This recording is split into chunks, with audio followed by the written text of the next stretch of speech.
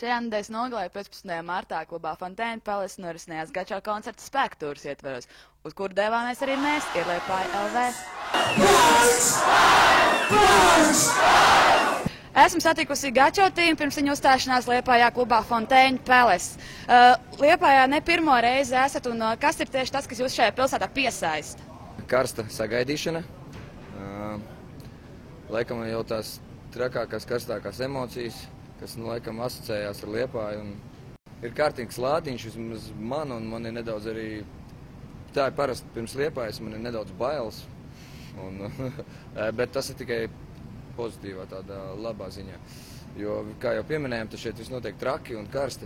Tā kā nevar jau zināt, kā viss būs, bet zinām, ka būs ļoti forši.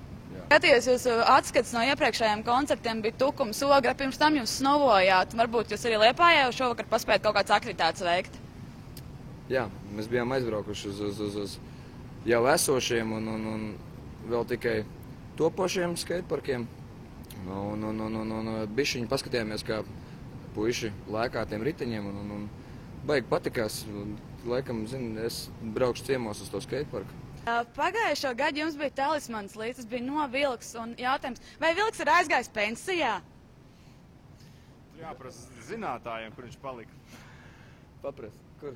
Tā nepareizs jautājums uzdots Zeltenā. Jā, Zeltenā. Un kas šogad es? Nepareizs jautājums Sarkanā.